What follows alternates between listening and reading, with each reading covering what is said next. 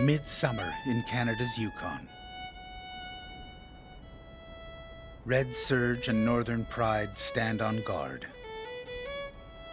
The Mounties are at the summit of the Chilkoot Pass, waiting for a team of 19th century gold miners to cross this storied trail.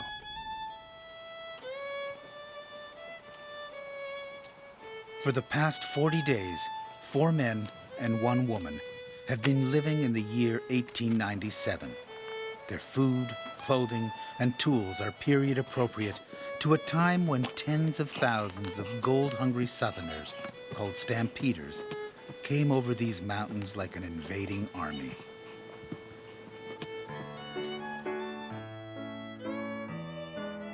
They were Americans and Canadians, Russians and Swedes, all driven half mad by the promise of easy Klondike gold. At the top of the Chilkoot, they were stopped by the Northwest Mounted Police, who confiscated guns and booze and made sure every stampeder had plenty of supplies. The modern-day team has also carried a back-breaking load up this trail. 3,000 pounds of gear, plus a boat. And like the Gold Rush miners, they too must pass inspection.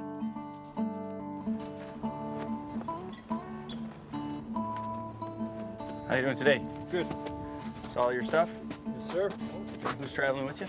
The production company arranged to recreate this historic scene using serving members of the mounted police. What do we have here? These firearms are going to be confiscated by the Northwest Mounted Police. You understand that? Now, is there anything else that you'd like to tell us about your supplies? Pour it on my feet when I get big bad blisters. Once past the Mounties, the men cast aside everything they were tired of carrying. One of the first things to go? Andrea's sewing machine. So what's happening, Rick? What's getting left and why? Well, we're just going to try to get down to exactly what we need as far as food and equipment to get us the rest of the trip to Dawson, and everything else that we don't absolutely need, we're going to leave here to speed it up because we're taking way too long to get there and we'd like to make up some time. Now, what about Andrea's sewing machine? I'd have to let Andrea answer that because I can only speak from what's important to me, and so what else is important to everyone else, they're going to have to decide themselves. Right. So if she wants to make her living with that sewing machine, she has to pack it? Sounds good to me. It's a harsh life. It's a harsh life. But how would Andrea make her living? Well, she's a showgirl, isn't she? No. No, seriously, because it's important. How does Andrea make a living without that sewing machine? Well, she can. I mean, that's a question for Andrea, I guess. So what would your choices be in 1897 without a way to make a living on this trail? On this trail, I'd have to make a living another way. You know, I'd have to mend things by hand with my needle and thread, with which I can carry.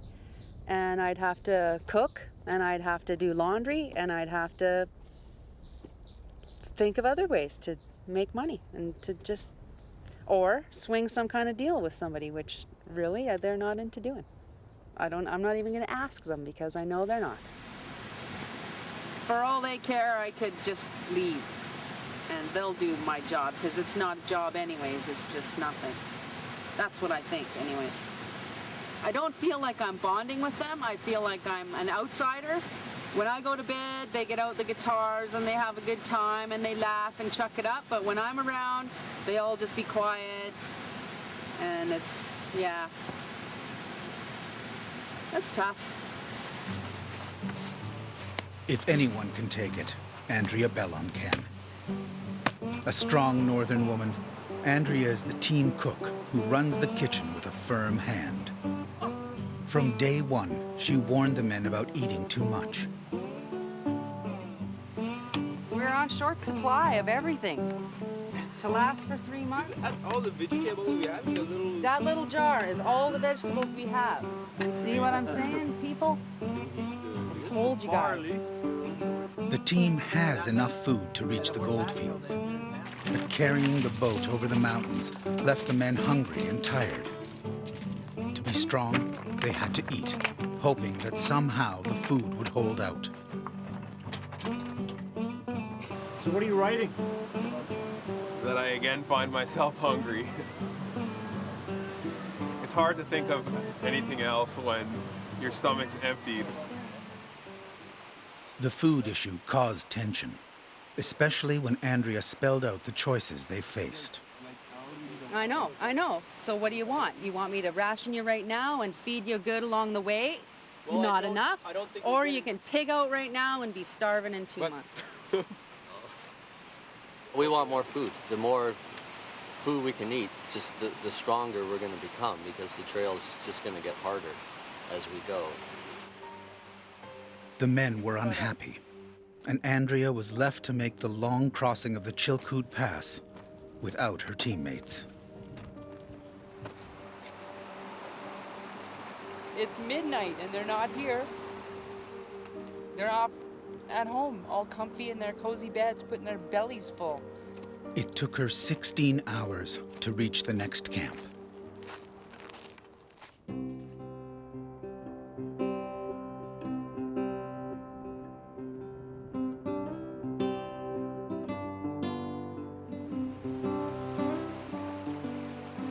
Six weeks into the journey, they have reached the edge of Lake Lindaman and set up camp at an old trapper's cabin.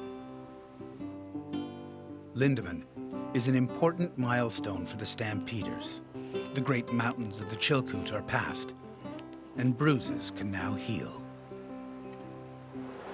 At this point in the trip, I look back on the last 40 some odd days that we've been carrying stuff over the Chilkoot Trail, and as much as it was the source of a lot of pain and discomfort and fatigue and experiencing hunger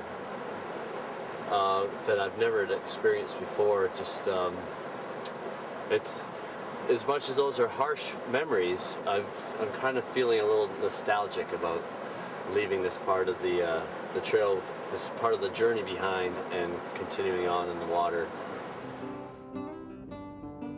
In 1897, the Yukon was a fabled land, an El Dorado where rivers flowed with gold. The newspapers of the time knew a good story when they saw one and sent a tribe of reporters to cover the stampede. One of the best was Tappan Adney of Harper's Magazine. Lindaman is magnificent. 4 miles long with mountains like picture frames. It is alive with the air of hustle-bustle. There are 120 tents here and half that many boats being built. The lake echoes with the industry of shipbuilding.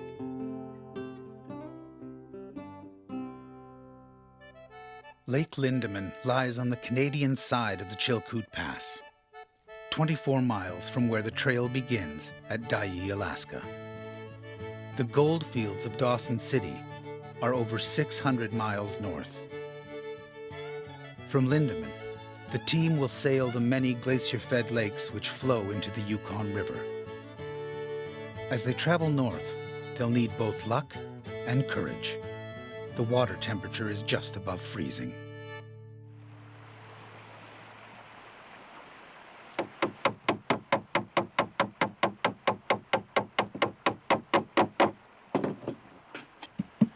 It'll bring this apart. The boat they have carried so far is damaged. The wood is warped, the seals are cracked, and Joe Bishop Put it is together worried. now. Drop the boat. He says the Yukon lakes are killing cold. So he tries something that might have been used in 1897. He fills the joints with pine tree resin. Yeah, that looks really good. Yep.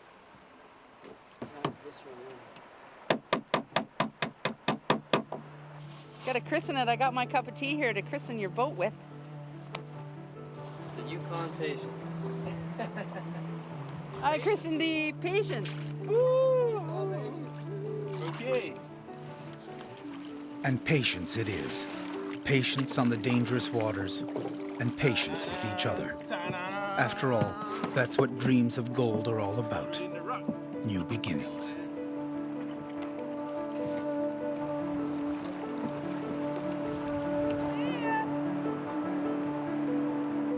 Right.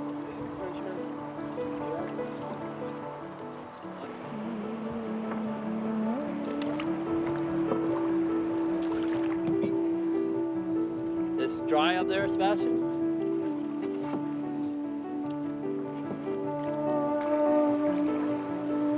The effort to get the boat this far has not been wasted. The pine resin works, and patience stays dry.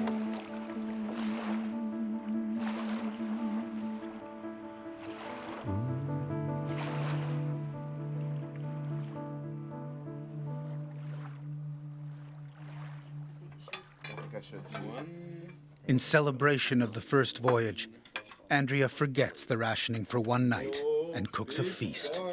Barley and carrots, potatoes and bacon. That looks awesome. Gold Rush Gourmet, 1897 style. No, 3, no 4. All this stuff.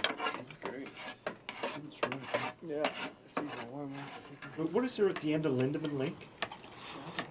1 mile rapids. Yeah, 1 mile rapids. And this water's really cold here, right? That's why I don't want to get too far from shore, is because I want to be able to swim without hypothermia setting in. Definitely what Andrea said about the water being really cold is as much as the Chilkoot was the hardest part of the trail, the lakes are the most dangerous part of the route to the Dawson. That's what's scaring me. Well, that's what's got my hackles up.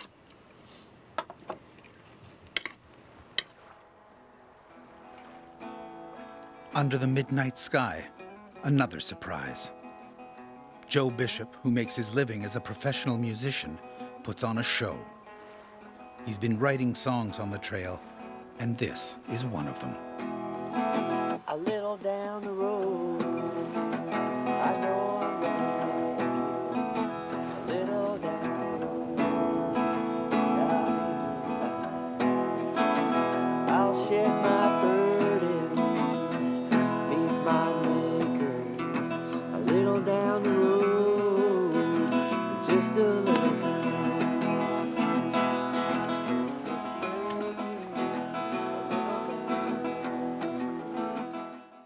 A little down the road, I know I'm gonna make it. A little down the road, I'll be doing fine. I'll shed my burdens, meet my maker. A little down the road. Day 43. Dave Delnia is taking this day for a different type of work. He's the expedition's photographer and is documenting the journey with a rare period camera. And like the journalists who walked these trails a century ago, Dave knows that gold is only one kind of wealth. Went out today and shot some photos, which was great. Beautiful sunny day. And it's always just good to get out and get to use the camera. You know, sometimes I'm just packing so hard all day that you just don't get a chance to get all the photos that you want. So you got to remember that, you know, that's part of my job as well, or a big part of my job actually. The storm will be breaking a little down the road. The storm will be breaking a little down the road.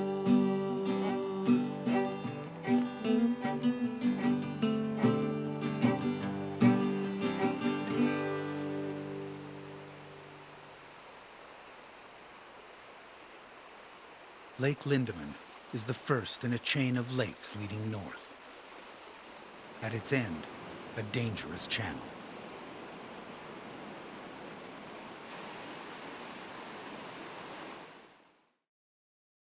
The team must choose between running the rapids or portaging around the rocks. What do you think it was like going through here, Rick? Pretty hairy. Yeah, especially those boats, you know, if they don't steer very well, you're just kind of going wherever the water's going to take you. So there's a lot of big rocks right there.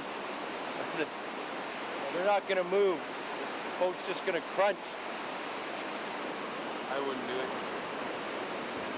Joe, could you run something like this? In the proper boat, you can definitely run this. The boat we have, it has no rockers, so it's made to track really well. It goes straight, and you gotta have a boat that you can maneuver around these rocks and that. We've got a boat we've carried over the Chilkoot. We can carry it this last mile, and we know it's in one piece when we start on Bennett. A century ago, Tappan Adney stood on the same spot, but made a different decision. With the speed of a bolt from a crossbow, the scow leaps from wave to wave, drenching us with spray. We avoid by the narrowest of margins jagged boulders, and in a slather of foam shoot out into the smooth water below.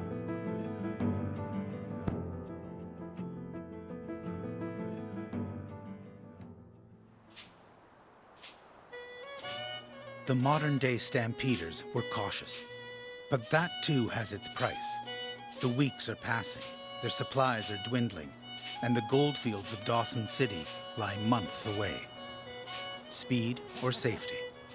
The dilemma every stampeder faced.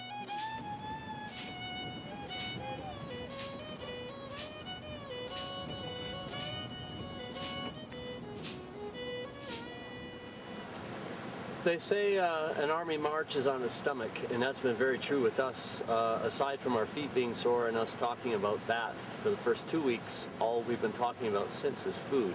It's funny, a couple days ago, a ranger came into our camp and asked Andrea if we sit around the fire and talk about sex, and she said, no, we talk about food, and that is on our mind all the time.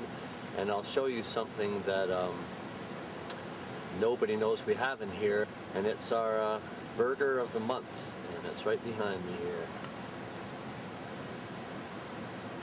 So that's our that's what we talk about, that's what we think about, and that's what we pin up in our tent walls, is food. Lake Bennett.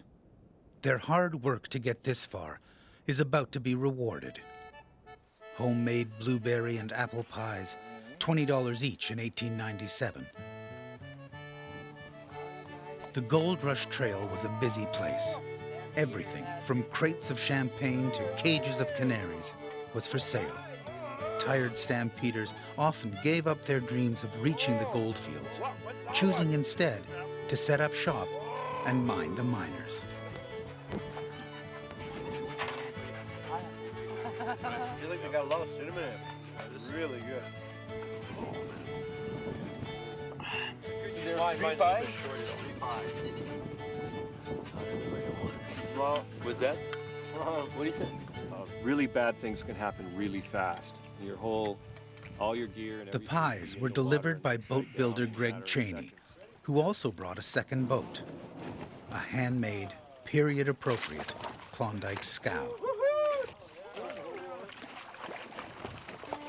Lake Bennett once echoed with the sounds of thousands of men making hundreds of boats, many of them scows. Everybody wanted one, including stampeder Esther Lyons. It took 5 days to build our boat, a double-ended scow, 5 feet across and 3 feet deep. Last year, such a boat cost $75, but during the rush, $400 was cheap. It's the most unusual thing I've ever seen. The old pictures show just hundreds and hundreds of boats in all stages of construction. Some were just little, almost like coffins. And a lot of people capsized, a lot of boats swamped. They were always making the decision between should they have a good, solid, constructed boat, or should they get out of here quick? Quality takes time. That means you're going to be behind the guys that just left. But sometimes the guys that just left go out in the middle and sink. A lot of people did die, and a lot of people just lost their whole outfit. Watch your face there. Sebastian, that steering oar has to go way further back, dude. Yeah, but it's really hard. Like the friction of the water. I don't care how hard it is, just do it. Sebastian, you're taking us the wrong way.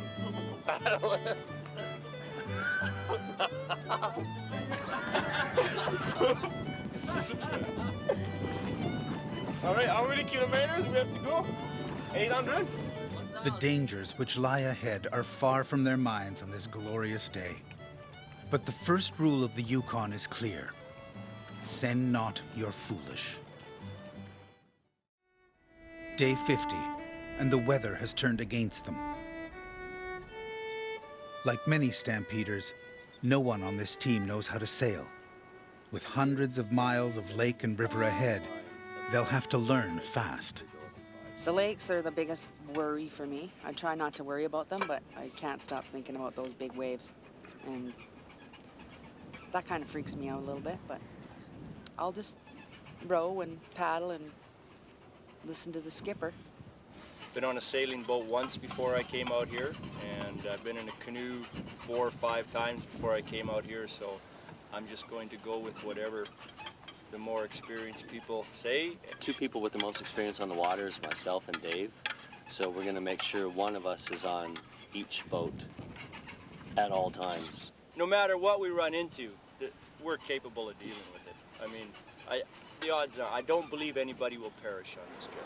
It's going to be interesting trying to live on these boats, and especially for me, because I've never spent much time on the water.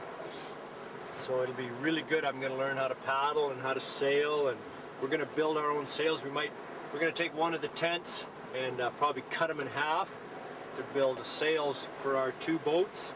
So that'll be interesting, and then give across the lakes, and then once we get on the river, it sounds like we'll just be paddling like madmen and working our way down to Dawson. While they wait for the weather to break, there's plenty of work to be done. I'm just taking all the knots off the mast so that we can drop the yard arm really quickly to get the sail down when we need to. They were testing it out here without a sail and without any wind on it, and it was still just had a lot of trouble sliding down the mast, so smoothing it out as best I can. Started out using cotton thread, and now I'm using the sinew stuff because it's so much stronger. So I'm just trying to find a piece of wood like this that we're gonna drill on the front of the boat for the mast. Okay. And I think this piece is gonna be this perfect piece. Hundreds of boats were launched from Lake Bennett, each one carefully numbered. The mounted police insisted on this so they could keep track of those that sank.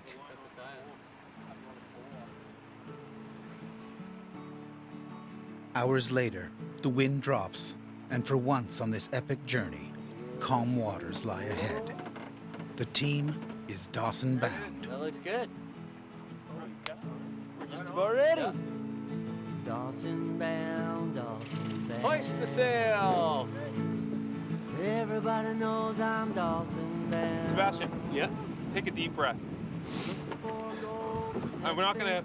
The boat's pretty stable. I'm not gonna let it flip. Don't worry. Yeah. Everybody knows I'm Dawson bound. Wind and rain won't send me back to where I came. I ain't ever gonna turn around. Everybody knows I'm Dawson bound.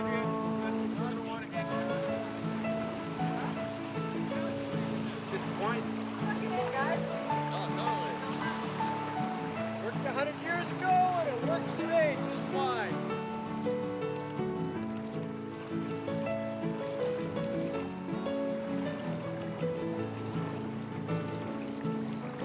Don't you cry, don't you cry. Don't shed no tears when I say goodbye. I'll be thinking of you when I leave this town. Everybody knows I'm Dawson bound. Ice and snow, ice and snow won't bother me none when the cold wind blows. I'll be digging for gold in the frozen ground. Everybody knows I'm Dawson bound. Everybody knows I'm Dawson bound. Everybody knows I'm Dawson bound. You ready, Lefty? All right. That's great. So, how was it? first day on the A lot less scary than I thought, actually. Thanks, Dave. Sebastian? It was great. Yeah. You did well? Yeah, kind of fun. How was the boat? Pretty good. It moved a lot, but it's stable. It just moved because of the wave. And just one time, there was one time that we tipped a little bit, but it was all right. Well, we're gonna make her all the way for sure. So. Everybody knows I'm Dawson bound. Everybody knows I'm Dawson bound.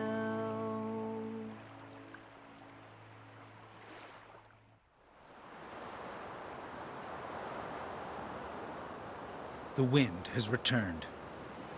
Joe decides that sailing is too dangerous, and another day is lost. If you're wondering how windy it can get here on Bennett Lake, I'm about to show you.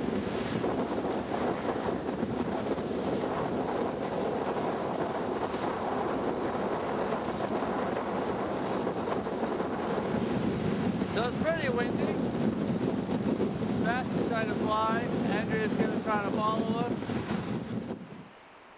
Yeah, well, when you got a little bit of time, it's to try to trim up a little bit. Everything out here is hard. You know, just get up in the morning, you know, you got our big bulky bed rolls and stuff's in the boats and stuff's here. And if you want to make a meal, you got to dig everything out. And when you're done, it's not just, you know, you throw it in the dishwasher. Everything has to be cleaned and put away and kept organized so you can find it next time. Like, nothing is easy. It's all, everything's harder than what we're used to.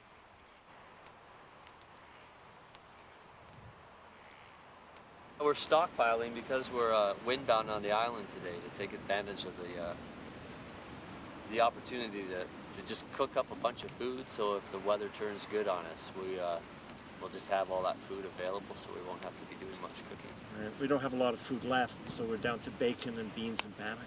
Yeah, pretty well the bees.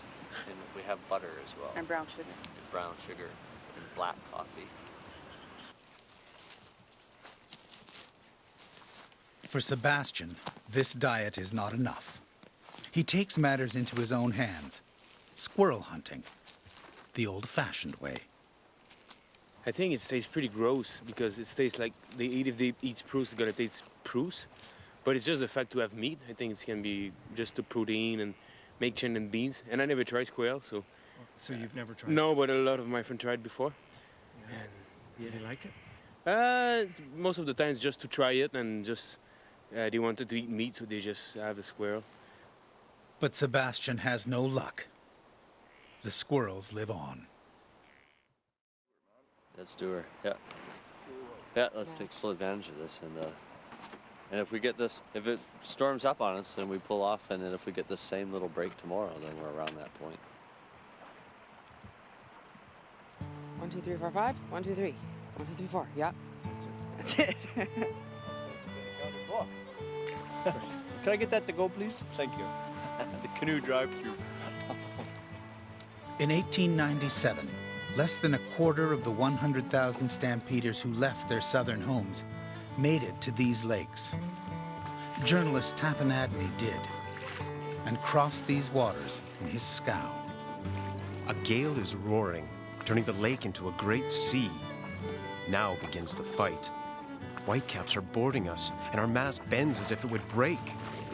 Not a cove or shelter is in sight, and the wind is getting worse. In the late morning, the weather changes.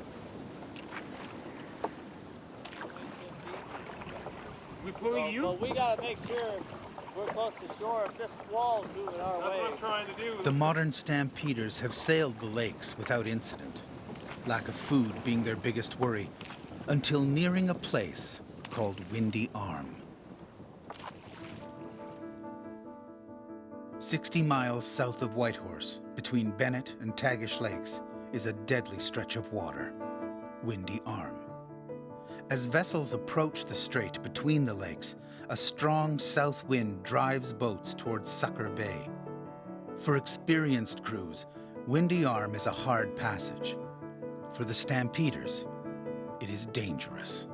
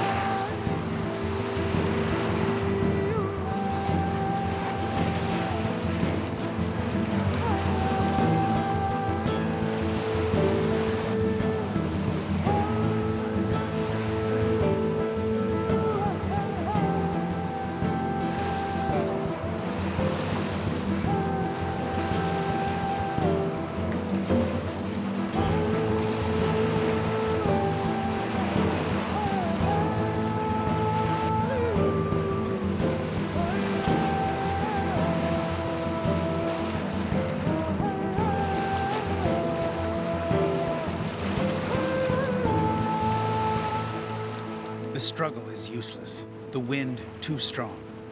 Like thousands of stampeders before them, they are marooned in the Bay of Broken Dreams.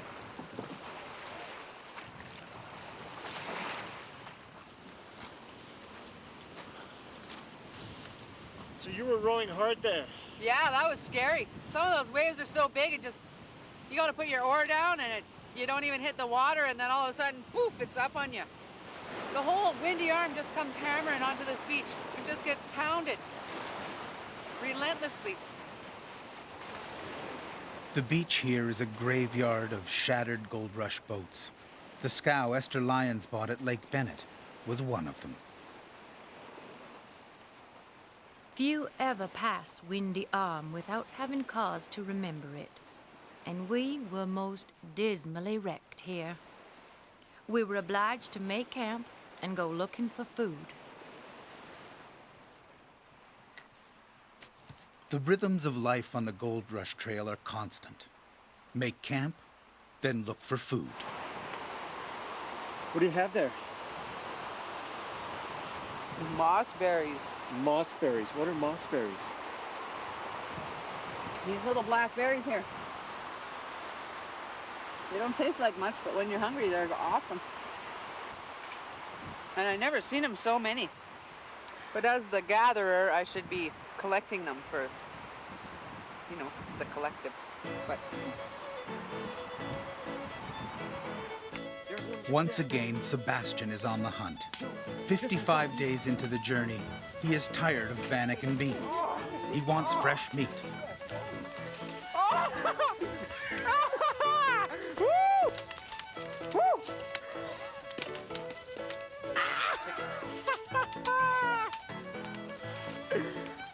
With incredible luck, they catch a grouse, a successful but bloody end to a 19-year-old's first kill. Trophy. Dinner for 5. This is the first one. Maybe we'll get some more. Maybe another one tonight. Yeah. Ooh.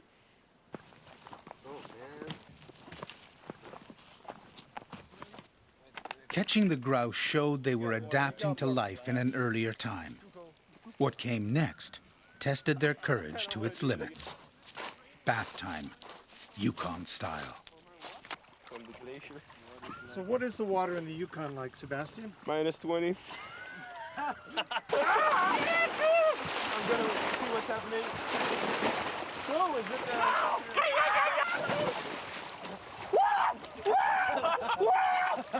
Watch those rocks, they're sharp. I'm the only one left. I don't want to go. Come on, Andrea. But I'm going to wear my ginch. Oh, that's fine. That's great. That's really good. Good call, Dave.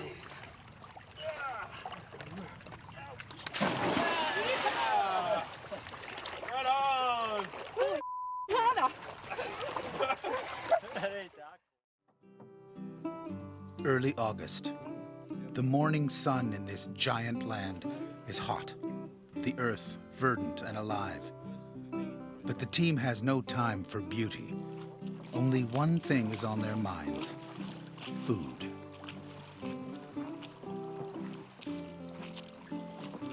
Joe Bishop says he knows of an abandoned Klondike village where there might be some berries. As Tappanadney traveled north, he too thought of food.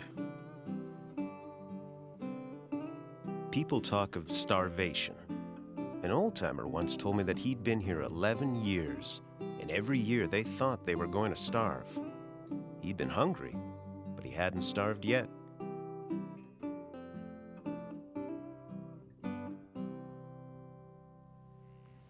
Holy, eh? Nice little cabin. Little barrel stove. Excellent. Deserted gold rush towns like this are common along the banks of the Yukon River. The histories of those who lived here lost to the fast-growing bush. This village of ghosts offers up a gift, a banquet of berries.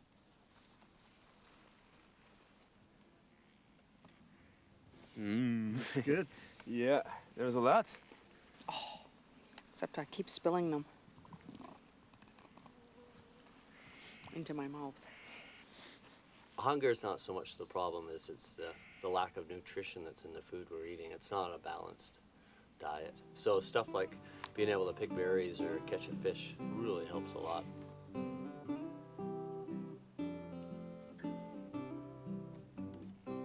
In the forest behind the village, another discovery. A Klondike riverboat, a reminder of the time when anything seemed possible. Ghost towns and boats in the bush, empty cabins and long-ago miners. In the Yukon, legends die hard, and memories are worth saving.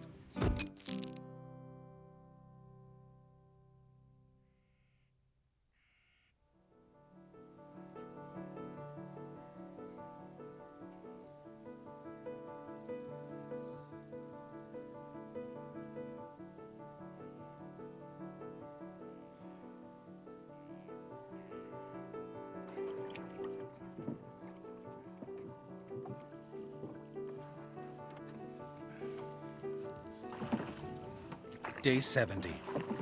Andrea has found her rhythm. Her hands are blistered, her face wind-burned, yet she is at peace. Everybody's working just as hard. They see me, that I'm working as hard as them. They don't think that I'm sitting at home sewing all day, or reading, or cooking. And now they see me working, they see that I'm bone weary as them, and that I'm just as tough as them. It's tough hanging out with nowhere to go with 4 dudes you don't know, and they don't love you. You know, so it's another one of those count your blessings and not your troubles things. We've had a lot of bad news on this trip, but the worst bad news we've had came this morning when we found out we were no longer allowed to use butter on our bannock. We've already dealt with running out of beef jerky, bacon, mashed potatoes, oatmeal, and a lot of other things, but now no more butter, so we're just eating bannock plain. Another campfire meal, this one with a difference. Joe Bishop promised fresh meat, but it was not what they were expecting. That's overdone? Now the question is, are they hungry enough to eat Joe's gopher for dinner? I've eaten snake before, and I've eaten shark, and I've eaten porcupine. What about gopher? I've never eaten a gopher. I can't wait to eat it. No, it's meat, it's meat. I'm definitely hungry. But once again, I'm glad I didn't have to be the one that had to bash its head in. That's her body part. Ooh, that was the head. Is that a nose? Oh. You guys. Oh, Is hey, that the little leg or the nice big one. leg? That's a big leg. But I'll trade you if you don't want it. Or is it exactly? There's another leg, I guess. Ugh. There's 3 legs. You can pop. Oh. Okay. All right. Good stuff. What's left for you, Dave? There's a head with Grossing me teeth out that the and hair tongue is still in it. Let's see if I can find the head. There's the head. Teeth, tongue, eyes, the whole bit. Yeah, it's so good. It tastes like turkey. Okay, let's have some beans to wash this gopher down. Does anybody want a lung? I think you got the best part actually, Dave. Anyone want to try a lung? Let's try along. Yeah. This looks good. Does anyone want some gopher skin? There's a little bit of heart left. Have a heart. Here's the rest of my bones you can pick off. Sounds like a loser.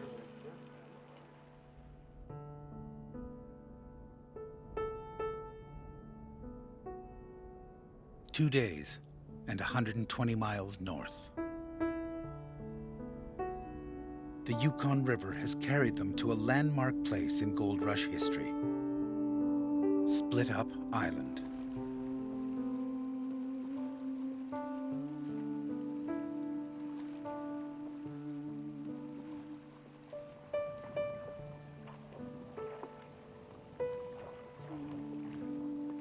It was here Klondike stampeders faced a tough decision: stay as a team or go it alone.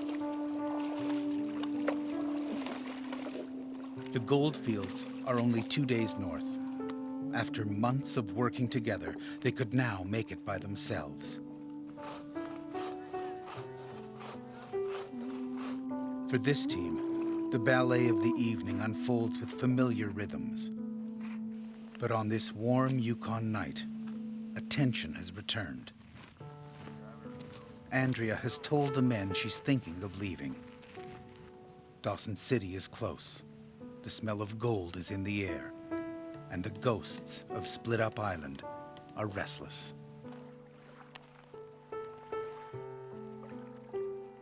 I want the gold. I didn't work this hard to not leave with a nugget. I'm torn between being greedy for gold, gold fever, or if I go and get the job, then I'm guaranteed I can look after myself. If I go out into the gold fields, I'm not guaranteed that I'll survive. As a woman, I can probably get gold by working in town. But now I've established a kind of a camaraderie with these guys, and I'm torn.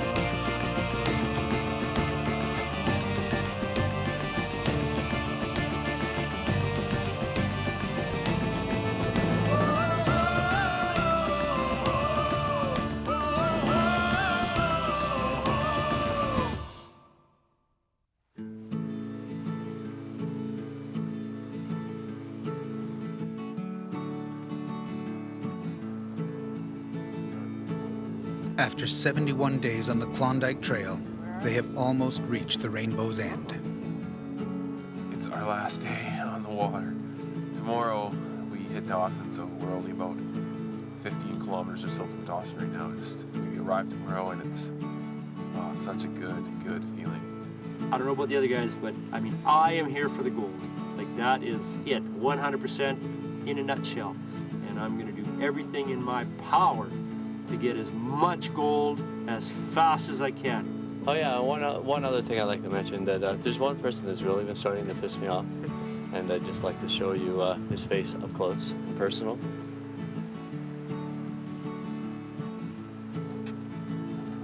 We're going to Dawson. We got 15 more minutes to get there. I can hardly wait. I'm so excited. I'm nervous. And I can hardly wait to have a bath and a full belly and a beer. And a beer and a beer. And a bath and a beer. For over 2 months, they have climbed mountains, crossed lakes, and lived off the land. It has taken 1,000 miles and 105 years, but they can finally call themselves stampeders. Dawson bound, Dawson bound. Everybody knows I'm Dawson bound. Looking for gold that's never been found. Everybody knows I'm Dawson bound. Wind and rain won't send me back to where I came. I ain't ever gonna turn around. Everybody knows I'm Dawson bound. Dawson bound, Dawson bound. Everybody knows I'm Dawson bound. Looking for gold that's never been found. Everybody knows I'm Dawson bound. Everybody knows I'm Dawson bound. Everybody knows I'm Dawson bound. Looks good. That's it, eh? That's Dawson? Yeah. All right. What do you think they thought, Andrea, 105 years ago when they saw Dawson? I think they thought, woo-hoo! At the height of the gold rush, Dawson City was almost as big as Seattle. Its streets teemed with gold-hungry Southerners known as stampeders. One of those men was journalist Tappan Adney. 50 men go by, and no one knows his neighbor. If you see a man twice, you call him pardner. But it is a lie, as is the word friend.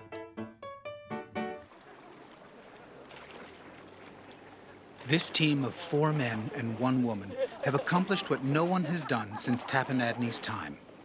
Crossed the Great Gold Rush Trail from Dyea to Dawson as period-appropriate Klondike stampeders. Sebastian looking at the camera, Rick They looking at the began camera. as a group of Joe, ordinary that way to the citizens. distance, and When yeah, it was perfect. over, they would never be the same. I almost want to cry. I do already. And it's only day 2 and we haven't even got to the scary parts yet. A homemaker and a photographer. A part-time miner, a folk singer, and a young man who lived in a van. On the great mountains of the Chilkoot, they carried thousands of pounds of supplies, plus a boat, up the slopes of loose rock, reaching the summit with relief and joy.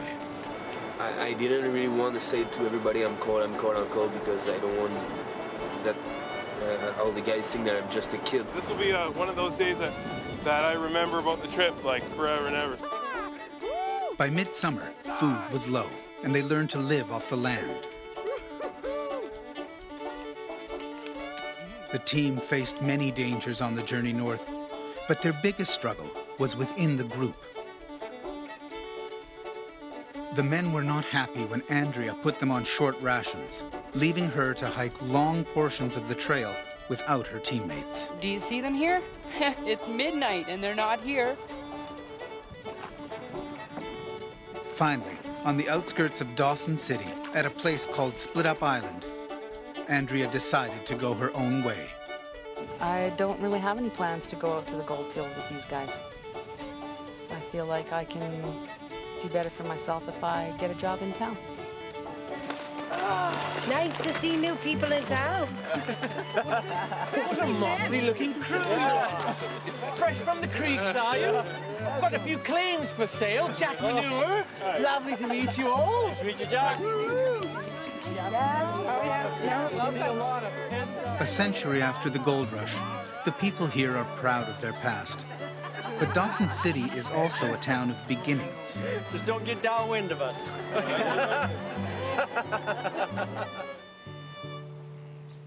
Both Andrea and Dave are starting new lives at Bombay Peggy's, the type of establishment that once welcomed many a lonely miner.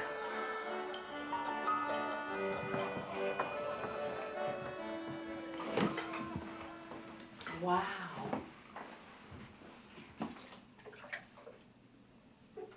Andrea is only here for one night, but she's making the best of it.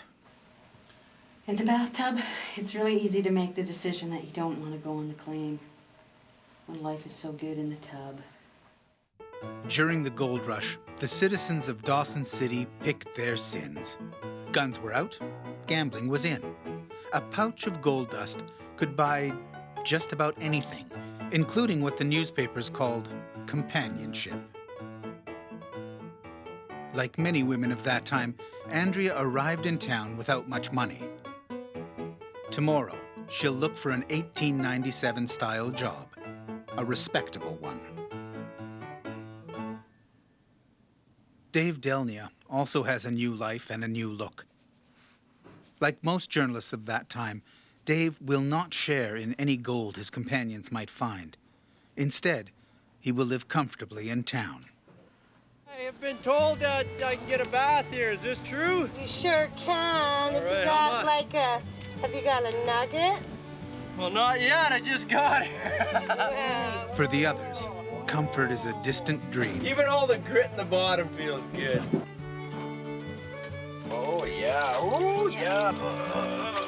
It looks like claws more than nails. You don't think they did this back in the day? This is first class. These pants fit when we left Dyea. And now they're like clown pants. How much would a bath cost in the old days? 50 cents. Oh. 50 cents? 50 cents? Yes. Would there be any extras or extra? Shave would be 25 more. Well, Sebastian, if we can, we have friends, and we will try and find you a cigar. Oh, that's gonna be nice. Later.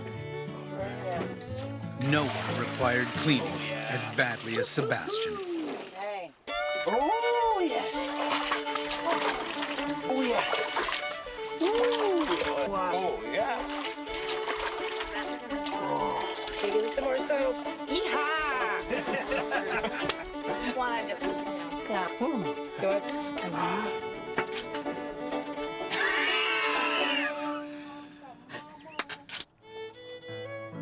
To celebrate reaching Dawson City, they're having the sort of meal weary travelers might have enjoyed in 1897. Oh, my goodness. For you. Oh, look at those appetizer plates in the middle. Yorkies and prime rib. Are there more pickled beets? Can you get another round of Oh, I've been dreaming about Bring this. them. There's some more bread here. Oh, and I'll just we'll go eat get it. some more Yorkshire pudding. I just stood up here and ate raspberries. I felt a little guilty having such a fancy bath. And as soon as I heard you had 5 ladies pouring water on you, I was like, never feel guilt again. Tomorrow, they are going their separate ways.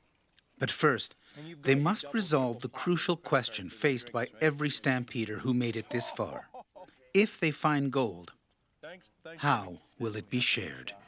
Now, if you do find some gold, how will the gold be split up? And has Andrea's contribution, is that worth a share of the gold? Good question. Doesn't have to be a big share. Well, I think the best way to work that out is if we find nothing, are you willing to give us some of your wages? Certainly. I already said I would. So then it's still a gamble for all of us. And if we split now, why would anybody that splits now be entitled to any future earnings? That's just the way I see it. They still need to have a share, but not, maybe not the fifth of the goal, because like they put all the work to come here, but there's actually the work for the gold too. That it's not. She's not willing to go out there and risk not making any money, whereas we are taking that risk. There's no guarantees we will get anything, and there's no guarantees that you would come out and support us if you knew we were working a dead mine. Because there'd be no evidence there that we were going to be successful, and you might run into a successful miner in the meantime. So, I mean, historically, I'm sure that happened. Yeah. Why stick with a bunch of people that are digging dirt all day, you know? So, By the end of the meal, it has been decided. Andrea will get nothing.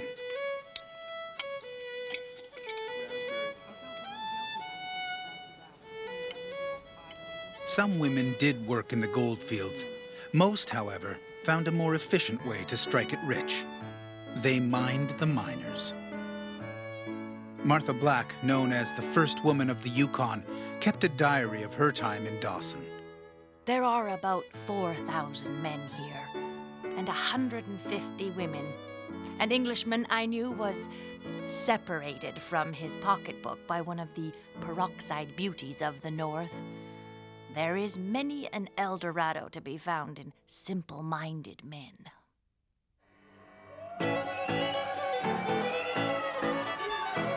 And this is where the men, simple or otherwise, came to be separated from their gold dust. Klondike Kates. The Moulin Rouge, Yukon style.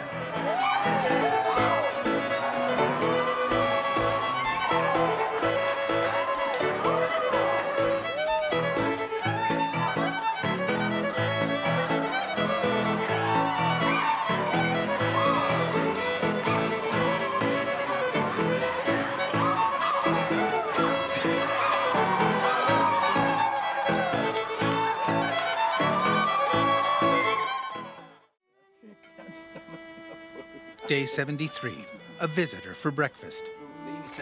Yukon miner Sam Holloway. So, what is the definition of a Yukon gold mine? I don't know. What's that? That's a hole in the ground with a liar standing in it. I got sent on more Sam has prospected for gold all his life.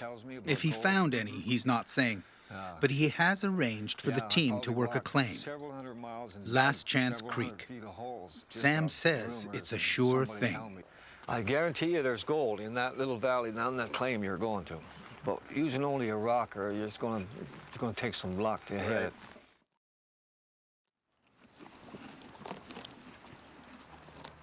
To reach the claim, Rick, Joe, and Sebastian have hired a pack train from local horse wrangler Bentley Schmidt. He's not sure where Last Chance is, but in the Yukon, no one lacks confidence, and Bentley says he'll find it. It's funny because all the trip I didn't talk about gold, but now I started really thinking about gold. And Sebastian's gold fever is starting to burn. He's 19, he's broke, and he hopes Last Chance Creek will put some money in his pocket.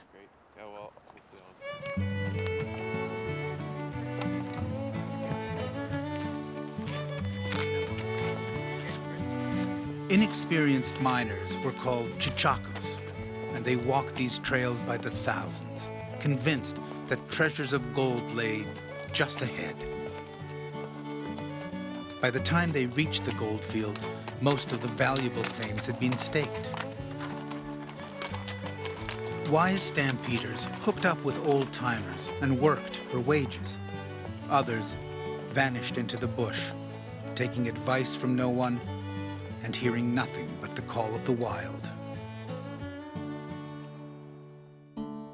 They were looking for claims like Rabbit Creek, where it all began in August of 1896. Within weeks of this first big strike, miners found gold at Independence, gold at El Dorado, gold at Hunker, gold everywhere. Rick, Joe, and Sebastian are heading for Last Chance Creek, which lies in the heart of the gold fields. The problem is, Bentley can't find it.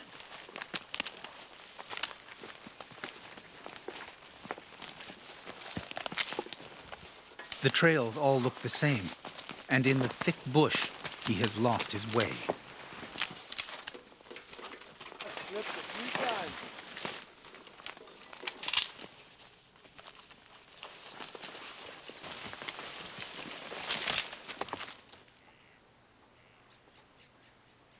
Hours later, Sam Holloway is worried.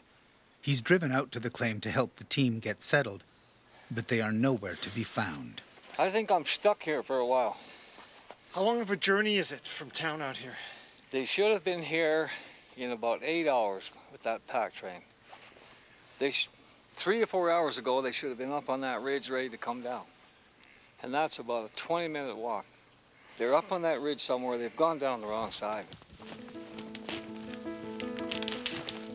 Not only have they gone down the wrong side, they've gone down the wrong valley.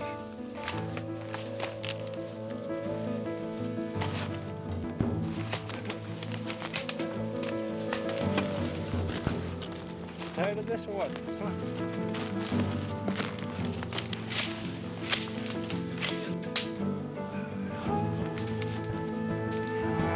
It's getting pretty heavy in here. Big trouble now.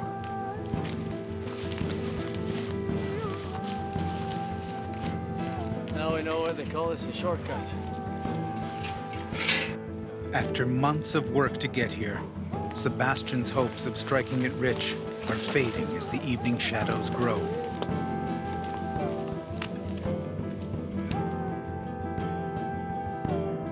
Danger is ever present in the Yukon.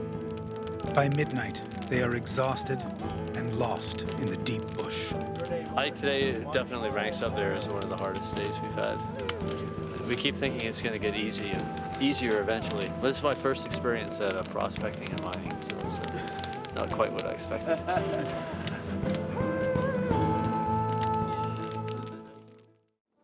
The Yukon is an immense wilderness, which has swallowed many a southern Chilkoot. Sam Holloway has chartered a helicopter to find the team. He knows that gold fever hits like the swipe of a grizzly's paw, and that's why miners, even today, disappear in the Great Alone, just as they did in 1897. Tapenadney. It is a wonder to all who see the newcomers set out across the land in their fancy hats and leather shoes. Some even dress in house clothes. Providence alone will save the Chilkoot. A century later, Providence is still watching. Sam spots the team. They have been lost in the bush for 30 hours. Jungle out there. Brought coffee. I'm getting worried about you. Yeah, thanks. Yeah, well, we got lost and then we didn't get lost. We tried to take this trail straight down the hill and we got stuck in the bush. We had to turn around and go all the way back up. I didn't expect walking that long. I was expecting a little 5 hours walk, 24 hours walk. We haven't eaten since yesterday morning at 7 a.m. And we're hungry and tired. And we just want to get to camp so we can set up and eat.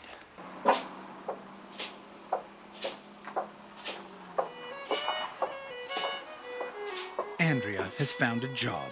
In fact, she's found two. She's moved from Bombay Peggy's to a local hotel to do the sort of work a new woman in town might have done in 1897.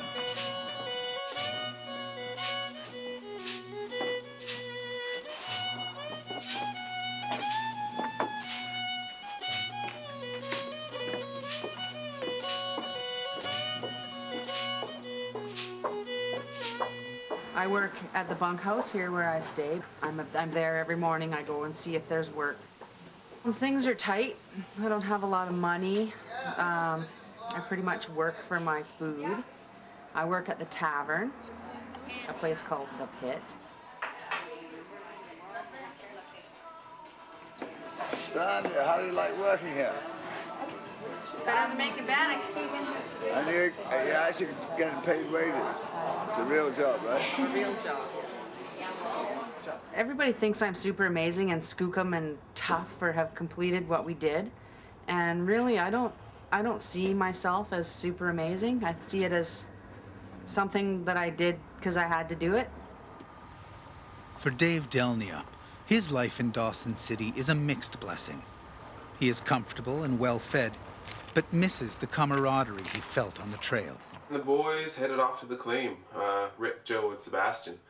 That was a little hard for me because this is the first time when our roles sort of, they differ, and that was tough for me to, you know, up till now I've just been one of the guys, and since I've been here, you know, there's the sort of the class systems are a little different, and as the journalist, I would have stayed in Dawson and stayed in a bunkhouse or a hotel room and ate at restaurants, and the guys would have gone off to the mines, and I would have stayed here and, you know, worked on my writings and compiled my notes, and that's exactly what I'm doing.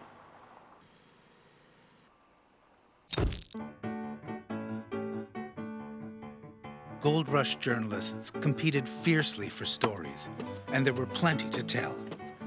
Tapenadney. It is impossible for anyone to escape what I call the Klondike magnifier. Life here is unbelievable in the telling. But you can't tell no lies about the gold fields. At the peak of the gold rush, Dawson City was the most exciting place on the planet. Champagne for breakfast, moose for lunch, caviar for dinner. Anything could be had for a nugget of gold.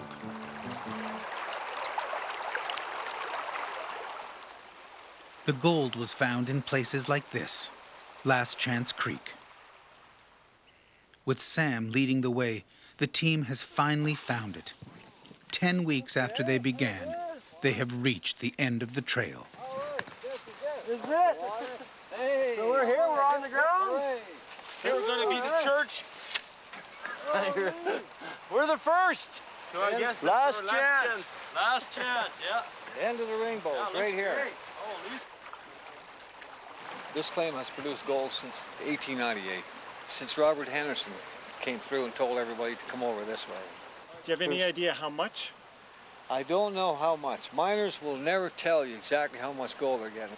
But seriously though, a small creek like this could easily produce gold. Oh, for sure. There is hardly a creek anywhere in the Klondike that doesn't have a pay streak running down.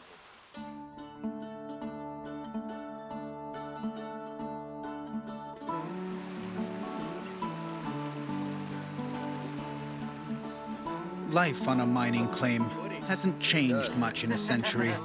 It is damp and it is muddy. Got to locate where the gold was being carried across it, because if any gold was carried across that, it would have worked its way into that bedrock. Just dirt, eh? Yeah. Oh, and there's the holy permafrost right there, eh? Holy. Much of the ground in the Yukon is permanently frozen. During the gold rush, stampeders worked through the winter building fires to melt the earth. This type of prospecting is called placer mining. The work is the same today as it was in 1897. Pick and shovel, water and pan. Rick Unruh would have fit in with those stampeders. Like many of them, he's a family man. But he endures the loneliness. The lure of gold is strong. The gravel's really rusty. And rusted gravels are an indication that there's mineralization. So, and you know, any areas of mineralization are a good sign that there's potential for gold there. I got this sample from as low as I could, and we'll just pan it out and see if we can get any colors out of her.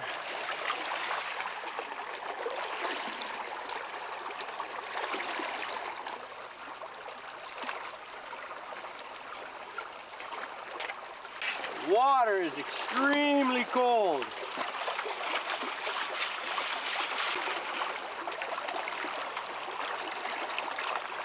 Just hope to see the nice little flake or two to at least let us know we're kind of in the right spot here. If you're finding enough color over a large enough area, you might want to bring in a rocker or even build a sluice system. A color is usually a piece of gold so small you can't even pick it up with your fingers. And anything that you can pick up with your fingers, I usually consider that to be a nugget. If there is any gold, it would be right up in here. You can see there's a slight layer of real fine black sand up there. Really fine black sand, but not even a color. Not even a color here, so.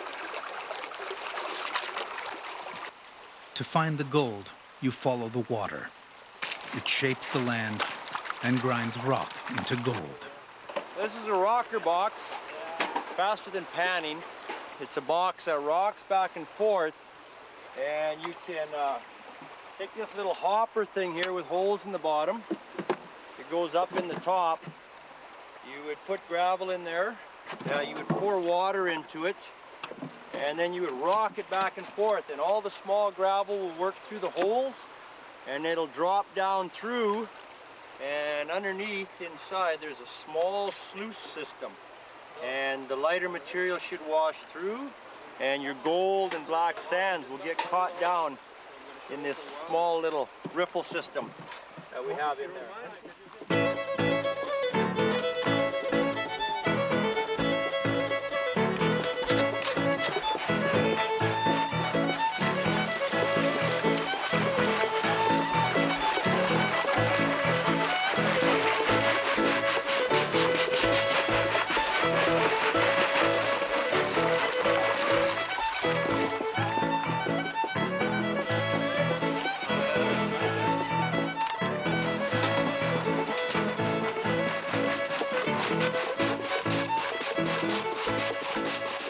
Some miners say there's music in their work, and it's the sweetest sound of all.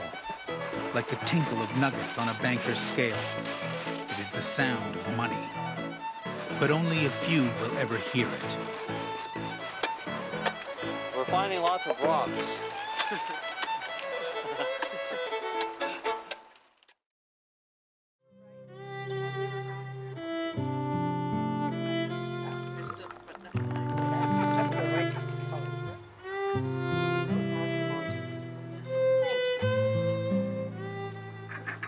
Andrea has been invited for tea.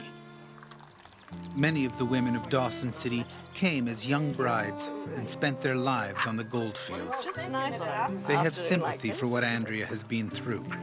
How long since you've had tea out of a china cup? Months. Tea out of a tin cup. A chipped tin cup. Thank you, ladies. Oh, that is good. After a dry spell. I just wondered what your impressions of Dawson were when you arrived here. All I could think of was the bathtub. The bathtub. There's got to be a bathtub in this town somewhere. Are you from? I did. I found a very nice bathtub with bubbles up to my chin. And I didn't have to share the bath water with anyone. That's even better. Oh, tell me about your sewing machine. The sewing machine got left at the summit. The men folk had made a deal that they'd help me get to Dawson with my things. And when they got to the summit, it was, well, we'll help you get to Dawson, but if you want that, you're going to have to carry it yourself. That sewing machine would have been worth $10 million once you got it into Dawson City. I had to make some very hard choices, and yes, I left my best friend at the summit. So are men just as macho and chauvinistic now as they used to be? I thought maybe they had been taught something. Well, I totally felt like that. They were having. I would get up early and I would make them breakfast, and get them up when breakfast was ready, feed them, send them on their way. They wouldn't even bring their dishes to the dish bin. In 1898, they treated women like they were something from heaven, and they would have just, you know, done their best for you. So being a liberated woman in this day and age probably wasn't much of a help to you. They probably said, let her do it herself. That's exactly what happened.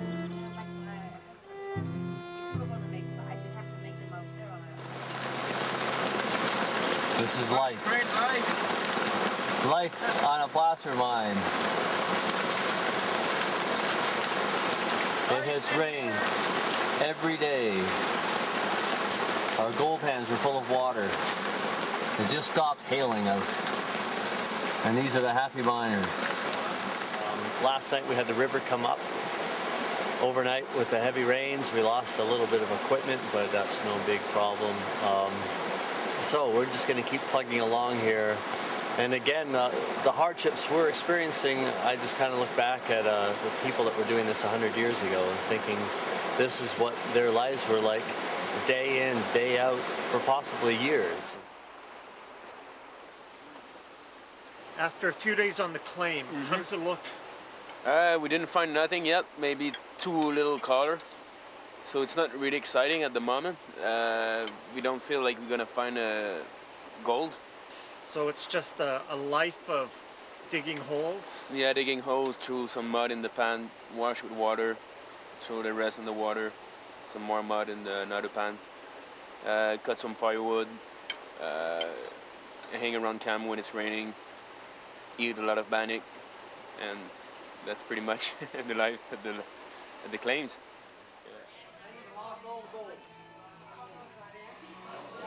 Back in town, Andrea isn't having much fun either. This is the hardest part now, staying in town and staying focused on my task. But all I do is worry about the men. You know, I'm thinking, I hope they're okay. I hope they get gold. I hope they're eating properly. I hope they're not burning the bannock. I hope they don't waste their sugar.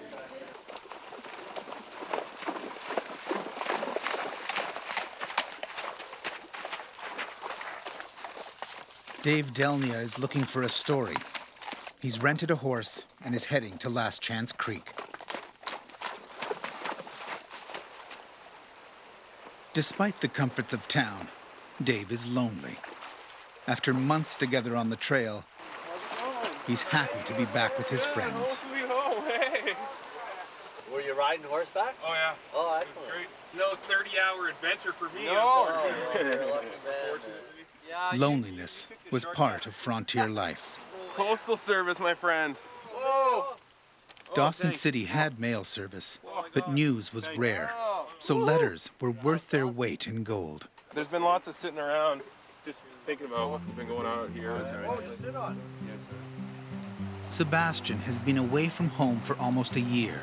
He left to find his way.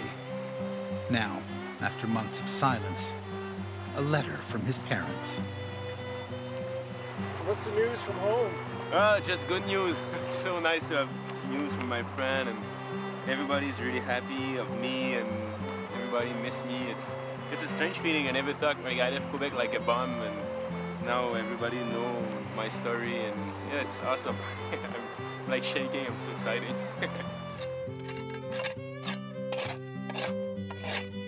For Rick, there is no mail, and this worries him. Nothing from his children, nothing from his wife. By nature, he is a hard worker. Today, he works harder.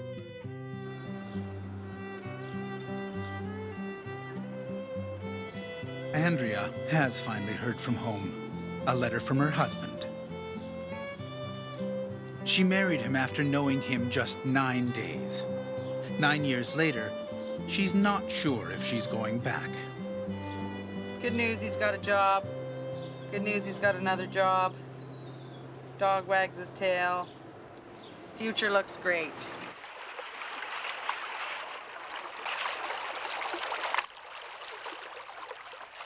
After 10 days at Last Chance, they have found nothing. Rick has panned endlessly, driving himself hard to cover the pain of missing his family. All he has found is frustration and heartache.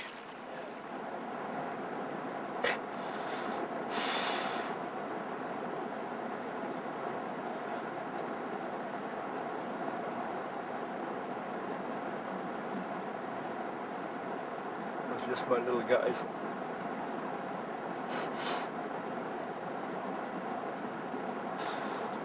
Sixth birthday.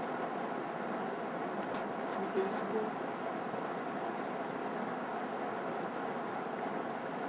And I wasn't there.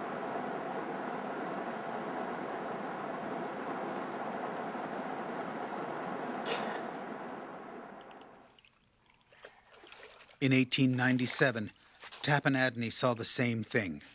Sadness and anger everywhere.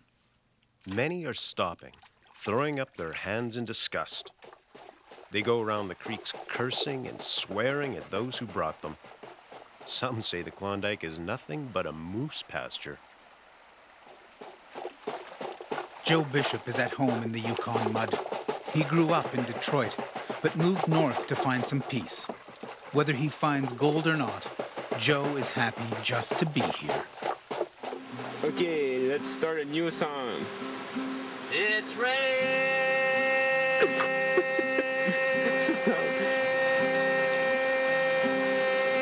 so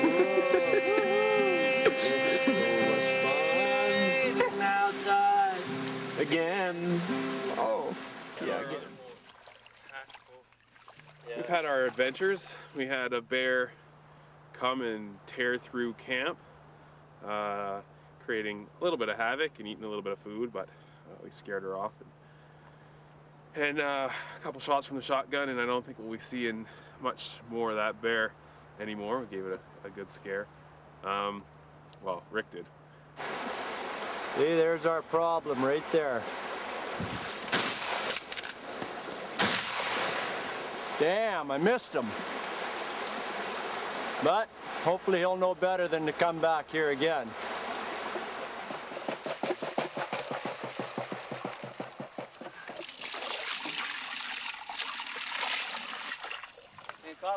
In the late afternoon of their 85th day, their hard work pays off.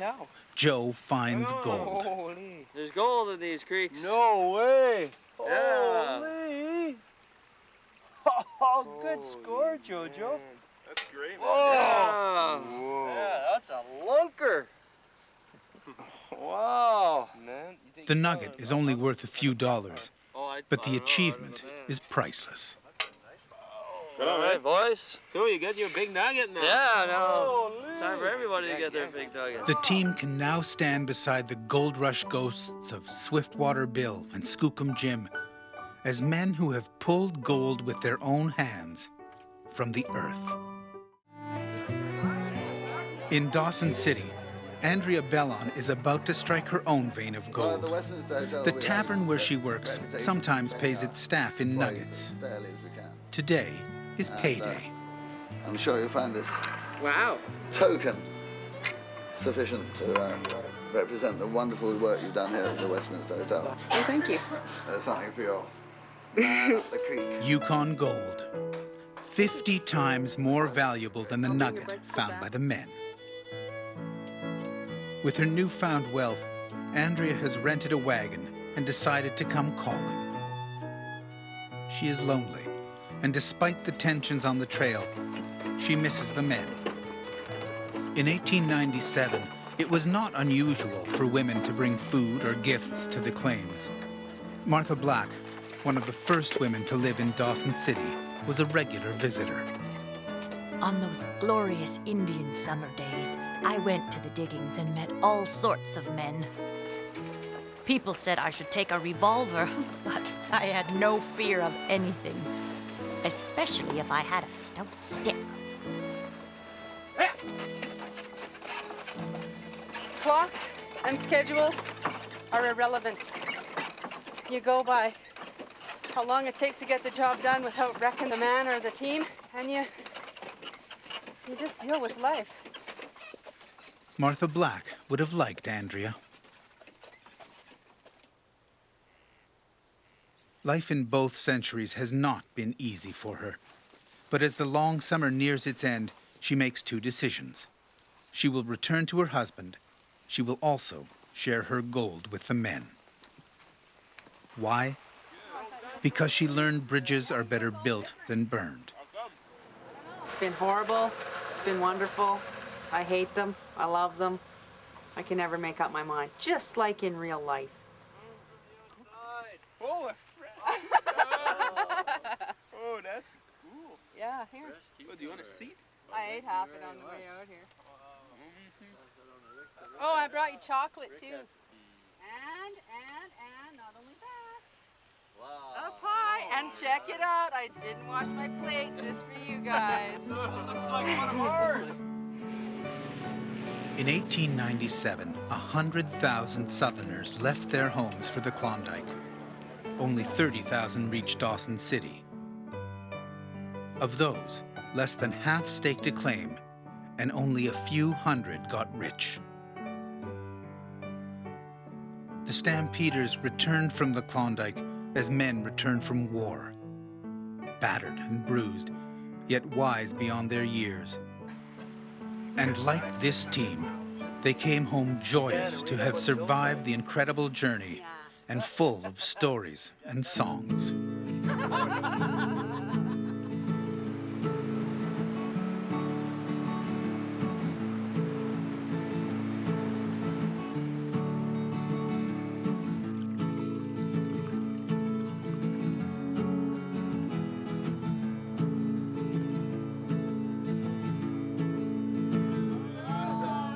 For 3 months, these ordinary people lived in a time when adventure sprang from the hearts of the least expected.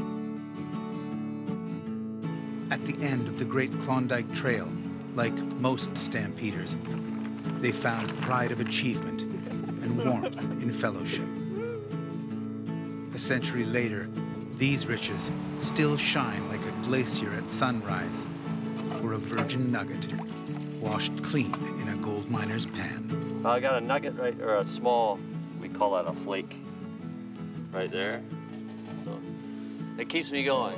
Well, they left with such big dreams and, you know, this huge adventure. They were going to come up here and they were going to hit the mother lode and everybody was going to be rich. And then to get here, and there's nothing, you know, there's nothing there. I read this book about Klondike women, and one of the women said it was no big deal, but when you're doing it and you're just in survival mode, it's just survival mode. You just do what you have to do to get by. This is the challenge, and once you step foot on that trail, you know, you're in it for the long haul. I learned that it was a pretty simple and fun life back then. So you had some fun? Oh yeah, for sure, yeah. A lot of fun, a lot of hard time, but fun time. Dawson bound, Dawson bound.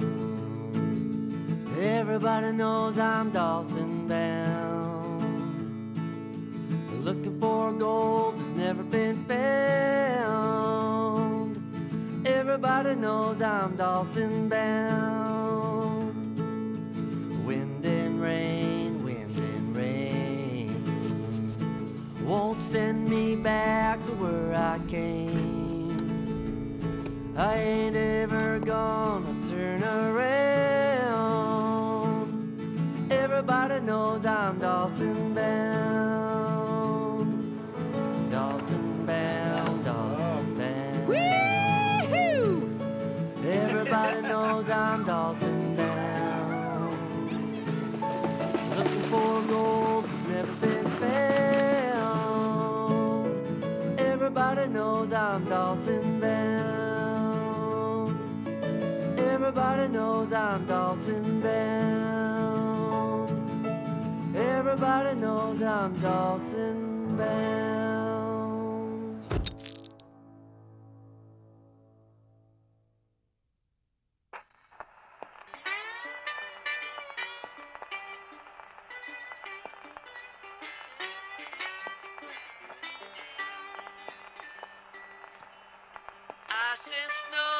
Ice and snow